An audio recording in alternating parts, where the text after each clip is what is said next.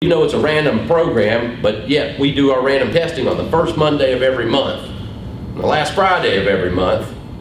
More than likely, the users may start drinking a whole lot of water to try to flush all that out of their body. Well, the creatinine level is dramatically different than what probably all of ours is right now. So that's the one thing that kind of triggers it, and then they can test for some of those drinks and the additives that are in those drinks. And some of those drinks, somebody could take an hour prior to test.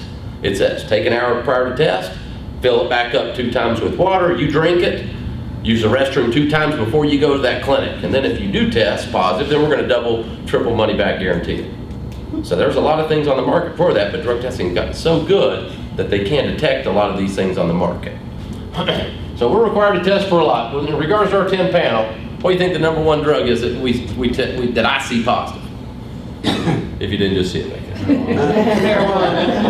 Would you agree with that? You bet. It's the #1. It's been the #1 for years, and it's became even greater now because of the legalization for recreational use of marijuana.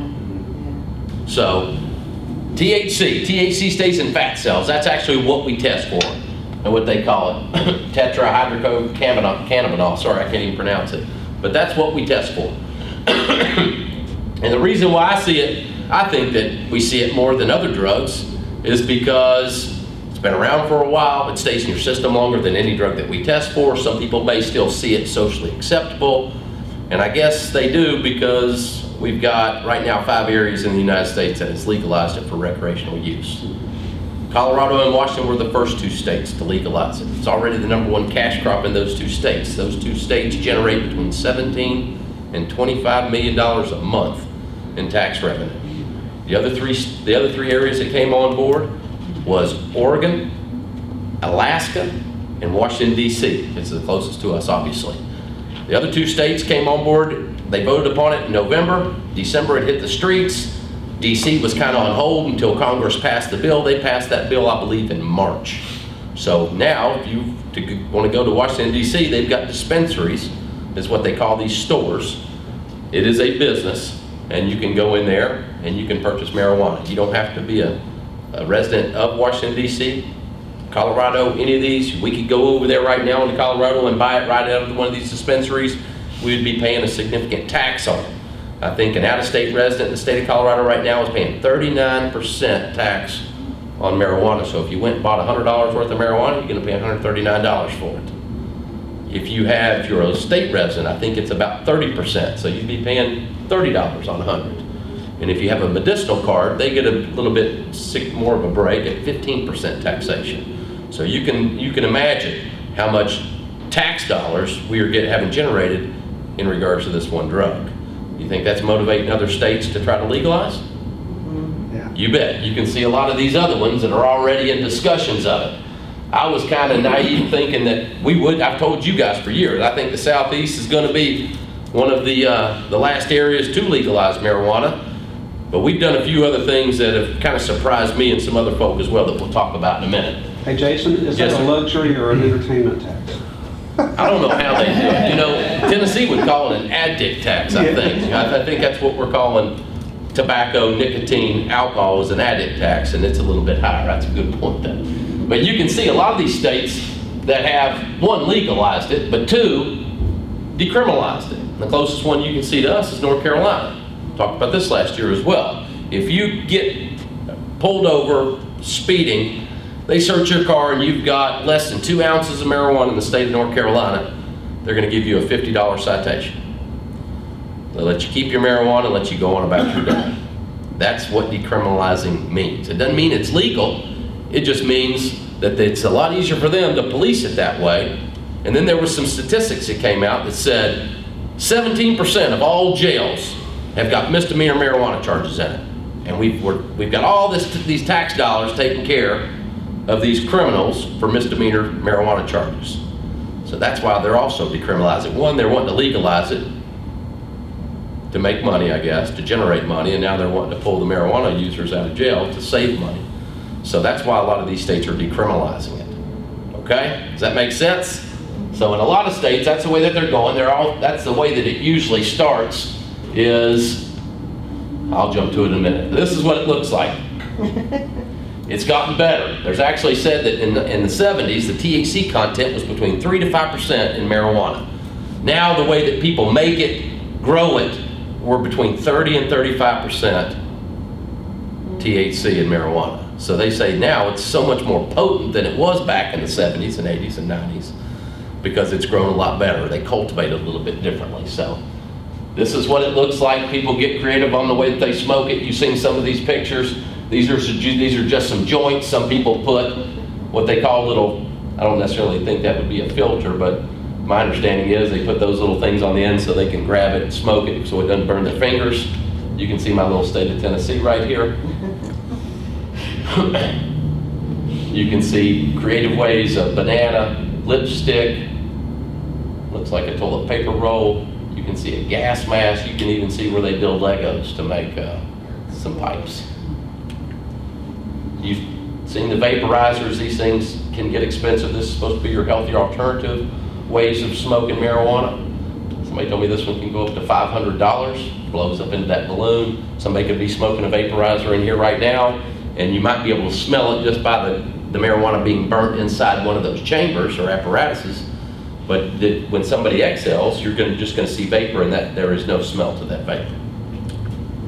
And then the medicinal side of it, you can see some gums, you can see some suckers, some candies. They've got waxes, they've got a little bit of everything. The state of Tennessee last year tried to put this to vote for medicinal marijuana, not legalization, medicinal marijuana, and it was actually named after a family that moved their daughter with seizures to Colorado for the medicinal benefit, and this is how she was getting it, not actually smoking it out there. So now in regards to Tennessee, we passed first consideration for medicinal marijuana on the 11th of March this year. The next day it passed the second consideration, then it was referred to the Judiciary Committee on the 18th, and that's where it's sitting right now. Well, a few days after they started talking about it, you guys probably saw this on the news, Tennessee went ahead and passed cannabis oil, strictly for minors that are dealing with seizures. This happened on the 13th, and this is actually what it looks like. It's just oil, cannabis oil. And if you look at all these other states that have legalized it or have medicinal marijuana, this is where it starts. So even though they said very strictly, the only people that can be prescribed this is minors with seizures on the 13th of March. What do you think happened on the 14th of March?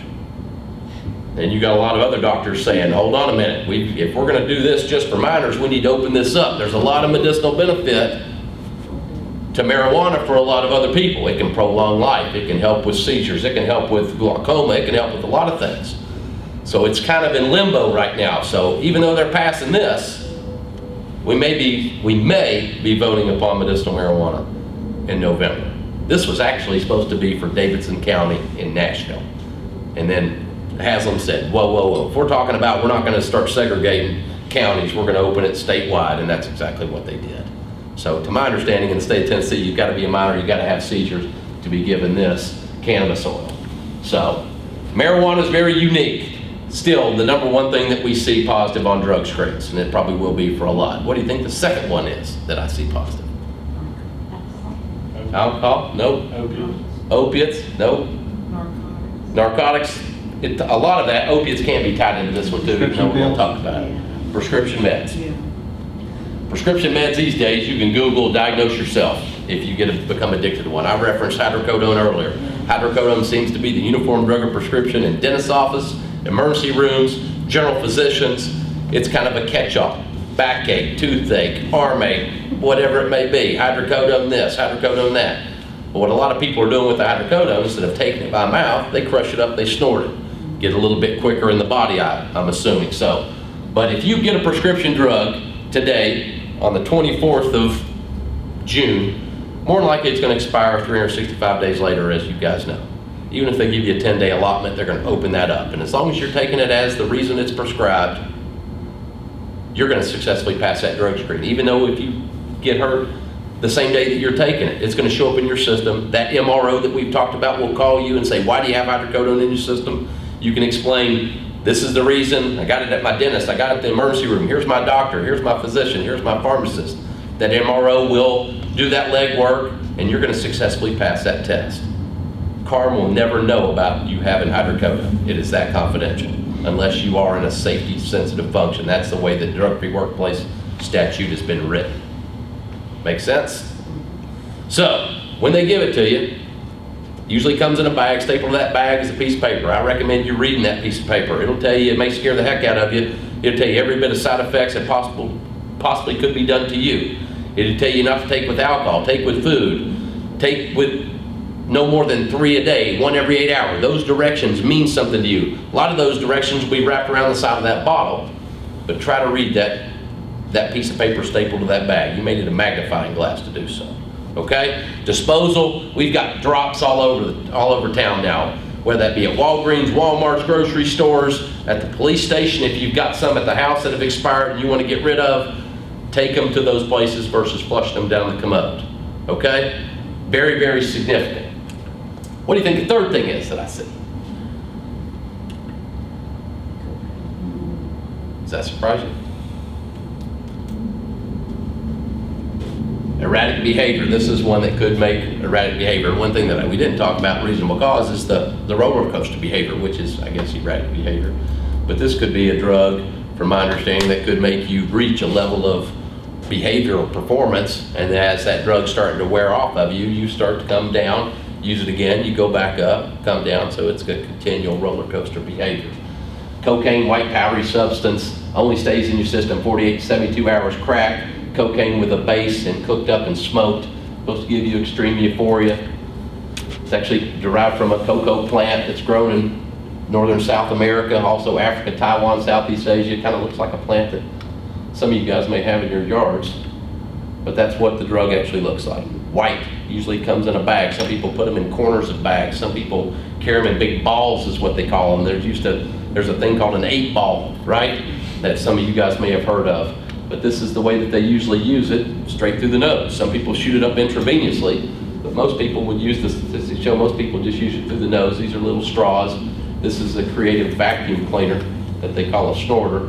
And this is just a key that somebody would call a key toke or a key bump. It can be used very discreetly in a bathroom, in a closet, wherever people use it. They may use it in the hallway, for all I know, or in an alleyway.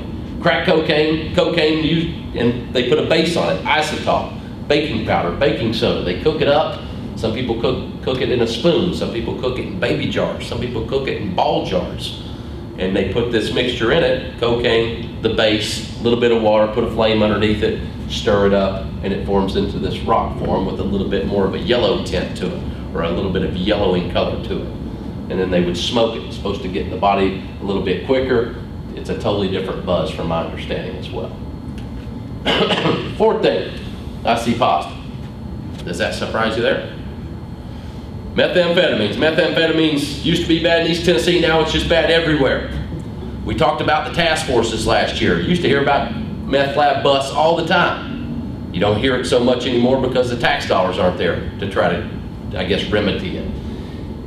And, I guess pseudoephedrine, key ingredient in the manufacturing of methamphetamines. Now in the state of Tennessee, they limit packages of sale to 2. Some states have made any medication that contains pseudoephedrine a prescription drug. Arizona was first. Now I think we've got about 10 states that have any medication containing pseudoephedrine a prescription drug. Some people use this every day, especially around here where we may live. That's what it looks like. You got most of the ingredients underneath at your house to manufacture it. If you so choose, you can Google meth recipes and they will tell you how to do it. They used to be made in larger labs, as you see over here to the right. Now they've got shake and bake methods where you can put these ingredients in a 2-liter bottle, shake it up, and it's going to look like one of those, what they call ice. Anybody watch Breaking Bad? Anybody ever heard of that show, Breaking Bad? They'll teach you how to do it on TV now. They got YouTube videos on teaching you how to make this stuff. Backs of cars, barns, ditches, anywhere you think it could be manufactured, it probably has been. This is just a picture. You can see where the gentleman was 23, 2 years later, what it may do to somebody. Very, very addictive. Usually if they are in a manufacturing environment, you don't even have to be a user. You could be in a manufacturing environment, per se, in one of these environments, and you could get addicted just by going through the skin from the vapors and things like that coming off of it. So, fifth thing I see positive, Mark said opiates. heroin, morphine, codeine, Tylenol 3, some things like that. Stays in the body 2 to 4 days. You can see a track mark there in the arm. People are shooting up a little bit everywhere, underneath the arms and the groin area, the feet, under the toenails, fingernails, so it's not so conspicuous by the eye. I was naive thinking that this was a drug of the past. I saw that special old drug, new epidemic, where over the last 2 years, I can tell you that we've had 5 people die on construction job sites because of heroin. You know, I think that if somebody shows up here on meth, you may be able to recognize it. I think if somebody shows up here on heroin, you're probably going to be able to recognize it. If somebody's smoking crack, you may be able to recognize that. Marijuana, cocaine, you may not be so easy to recognize. Okay? But this, people are still using it in the workplace. Morphine, you've seen them in hospitals and lock boxes. There is a street demand for that.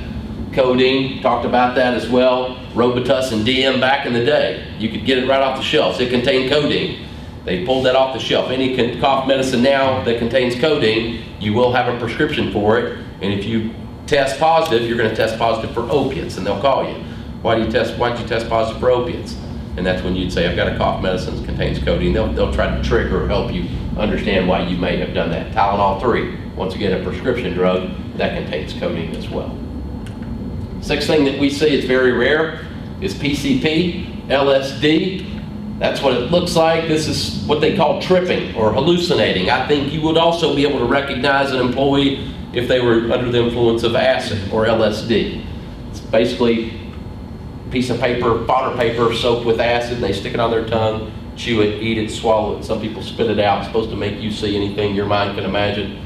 6, 8, 10, 12 hours. It's another family in our 10-panel. Barbiturates, a depressant. One thing that we usually see is Seconal. If we ever see it, treat it for anxiety, insomnia, and seizures. Also your Valiums and your Xanaxes ties into the benzodiazepine family. Also treated for anxiety, insomnia, and seizures. Also can be treated for alcohol withdrawals.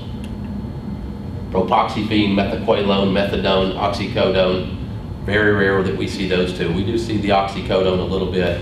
You guys have probably heard of the Oxycontin or the Roxys, $1 per milligram per pill, street value. It's still out there as well. That's where you might see some, or you maybe see some shows on doctor shopping or pain clinics and things like that, where it was big in Florida, where you could come into a room like this and be treated and go through that door and there's a pharmacy and they'd give you, Oxycontin, give you a script of 30 of them, and they're $80 street value per pill. So you're walking out of there with a $2,400 in a pill bottle that you could sell on the street. So there was a demand for that. That's why you started seeing years ago people taking buses to and from Florida. So the least one, what do you think the least one that I see positive is? And maybe this alcohol. Does that surprise you? Doesn't sound like it. Why don't you think I see alcohol? Or why didn't you think we never see alcohol? It's legal. It's legal, very good. That's one thing that surprises me too, is, odor of somebody. That's an easy, recognizable trait of you recognize, whoa, did you smell him? I hate to keep referencing him. Did you smell that person? If you really show up and you're gonna take somebody for a reasonable cause drug test in regards to alcohol, this is one they usually definitely don't go. Okay, so the results may be skewed why it is the least thing that I see positive. Because that's when it becomes a little bit more tricky in regards to management, is hopefully you know this person a little bit, maybe got an idea of how they may react, but if somebody's under the influence or drunk on the job and you're gonna try to take them for a test, they're probably not gonna go, then they're probably gonna try to get out of here pretty quickly. And trying to talk to somebody that's under the influence of alcohol may be a little bit more difficult than being under the influence of a lot of these other drugs that we test for. So how are you gonna deal with that? That's once again, game plan. Communicate, talk to a team. How are we going to deal with this? If this happens, how are we going to do this? If you think this person could be very volatile, you may need to call the police prior to you talking to this employee, just in case, protecting everybody else after you have this conversation. Okay? Alcohol. The other reason why I think we may not see it is because it goes through the body quicker than any other drug that we test for. 1 drink per hour, whether that's 5 ounces of table wine, shot of liquor, or a 12-ounce beer, will get out of your body statistically in 1 hour. And the feedback that I get, the only time that we see a positive test is for somebody getting hurt in the morning. They get hurt, they gotta go to the hospital, they're gonna get tested prior to or post-seeking medical treatment. If you get off work at 6 p.m. and you decide to go home and drink 18 beers 18 hours later, that will be added to your system. Dinner time, lunchtime the next day, 12 noon. And if that person shows up at work at 8 o'clock and they get hurt, they're probably still carrying some of that alcohol in their body. And this will show up in your analysis.